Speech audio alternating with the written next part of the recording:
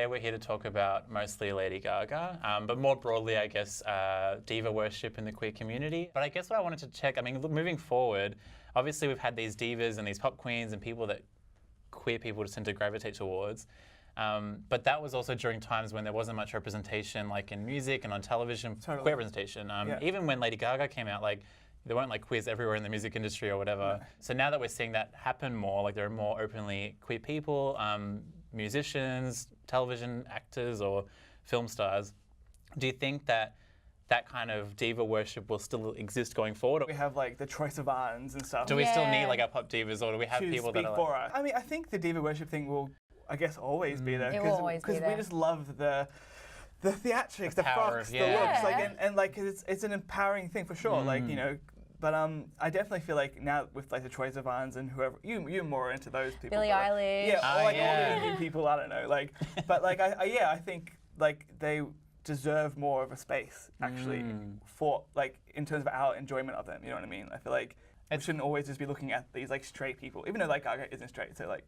But yeah, I know what you mean. Yeah, because I guess for me, I know that when you think of like queer iconic like TV series or films, like there are few and far between from back in the day. But now there's like a proliferation of them. So Yeah. for me, I'm like, will the culture around like diva worship and the way that we idolize these like queens or whatever shift or stay the same? But you're right. I think people always gravitate towards outsiders. Always gravitate towards similar outsiders that are also these like big power people that are killing it in the industry in whichever field they're in. So. And I mean, we just love a dance, you know, Yeah. and they put out good dance music. That's so, true as like, well. Well, I've just realised someone we haven't brought up at all. Who? Ariana Grande. Oh, of course, yeah, Yeah. right. We like haven't even Miss spoken. Queer Beta.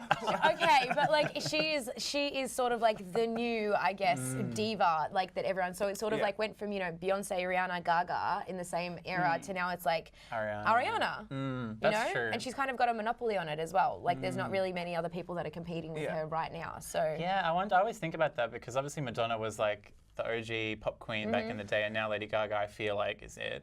But like for the newer generation, I mean, maybe it will ultimately be Ariana Grande, but who's like that person to just come in and like shake everything up and just be this kind of, I don't use like dramatic language, but beacon for queer people, misfits, outsiders. Like I don't know if Ariana definitely has a big gay following, but she's not like, she's very much like, she's not like an outsider, she's Yeah. someone that's like, Yeah. totally. so- makes She's sense. been in the in crowd for so long. Yeah. Well, I think then, yeah, you've got people like Billie Eilish, and I mean, I Yeah. don't think that she's 17 years old. She's been blown up in the last like maybe year. She hasn't touched on like any activism and stuff like that. But those kind of misfit people that come along, I'm convinced that the next one hasn't even finished primary school yet. Like, That's true. wait 5 years. Wait till they're like 15, Oh, 16. yeah, Like, she's super young. Yeah, that's true. These days, obviously, for young people in high school, it's a lot easier for many of them than it used to be back in the Totally. day. But I think there will always be a need for like outlets. So like if you're in high school and you're struggling and feeling unsure, like particular music or movies or television or books or whatever it might be, I think there'll always be an outlet for that, for someone to connect with. This might be like a cheesy way to end this kind of segment, but I'm curious, like, I guess for young people that might be coming up in school now that are just like discovering their sexuality, that might not necessarily have that outlet, like what advice would you give to them? Consume, Yeah. consume. Like all I did growing up was watch movies and TV shows and read books, and like TV shows like Glee was so like instrumental for totally. me and so important for me, because I was always into, you know, your Gossip Girls and this and this and this, and it was just very Gossip Girl's so unrealistic good. and amazing, but like totally unrealistic. And Glee is not much more realistic. Like, I mean, Our school always broke out into song and dance like all the time. but the actual core messages and struggles that all the characters face and the diversity of it and stuff, just consume as much as you can. And I spent a lot of time on the internet, which is also very detrimental to my mental health. Yeah. But at the same time, I never would have discovered everything that I did or be the person that I am without all of these factors, because sometimes you don't have people that you can talk to in your life, and sometimes that's just it. So go on the internet, find like-minded people, or just like watch some TV, you know? Yeah. I like that. I mean, she said it all. Like, I mean, yeah. I don't feel like I'm one to give advice to the kids. Like, you're not really doing that. Like, So you are like, you've had that lived experience too. Like, I guess if you ever felt unsure or like not great about like when you were exploring your sexuality or whatever, like what got you through it? just a ridiculous amount of fake confidence as well. Like you have to Fake it like, till you make it. yeah, 100%. honestly, you just have to be like, this is who I am. And like I like who I am now. Like, and you might not like who you are now 5 minutes from now, Yeah. right? But if you like who you are now in the moment, it doesn't matter. Like, Exactly. 'cause I honestly hate myself. Like even 5 minutes ago, I said something dumb, maybe, you know. But like, who cares? Yeah, like, own it.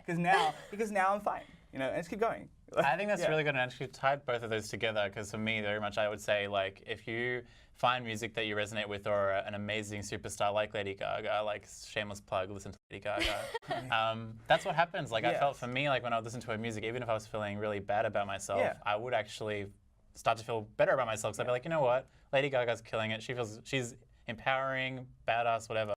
I'm gonna feel that way as well. Yeah. I'm not trying to be all like mushy, No, but we just it's kind of, so you know, nice. Because like I go through phases where I feel like less gay than other times, I guess. Right, yeah. But whenever I'm feeling like super gay, I'm listening to Lady Gaga and I'm just feeling it, and I'm like, just yes, you know, like yes. Yes. So like, yeah, it's totally right. So last thing is, outside of Lady Gaga, right now, who is your current, aside from Lady Gaga, like, who are you looking at? Who's your upcomer? Is it Billie Eilish or Ariana? Or? Billie Eilish, 100 million billion %. Just go and listen to her. Yeah.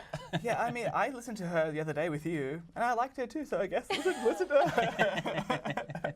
Who's yours? I'm trying to think. I'm listening. Who would I like these days? It'll be Billie Eilish in half an hour. Don't worry.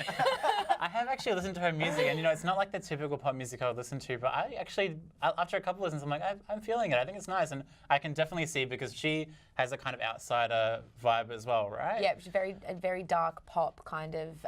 Yeah, she just is herself basically. Does she have a big queer following? Yeah, well, she's just got a big following, like very I know young, she's, like, very massive, queer. yeah. Like it's just everyone is just getting on board with her, and I think it's fantastic because she's not a cookie cutter or even Blurring the lines, kind of thing. Yeah, she's Well, that's what I fabulous. think as well. Like, I mean, I was saying about how like queer people look up to these divas and stuff like that, but these days, the more and more people feel open to express themselves, and it's kind of like these lines are blurred between like you're this and you're that. Like labels are starting to become a bit more whatever. Yeah. That's why like people like Billie Eilish, even though she's an outsider, quote unquote. She has such a massive following. Everyone can relate to it. Like at the end of the day, whether you're queer or not, like everyone can relate to feelings of maybe feeling isolated or not feeling like you fit Yeah. in. And I think I imagine she speaks to that, right? Yeah, 100%. Like yeah, the teens are just they're loving her, and so that means that I'm loving her too. Well, thank you for joining us here today on Bent TV. I'm Matthew, and I've been joined by Lisa and Jake. Thank you for coming and waxing lyrical about Lady Gaga, because I could do this for a very long time. Yes. So, yeah, thank you for joining us. Tune in next time.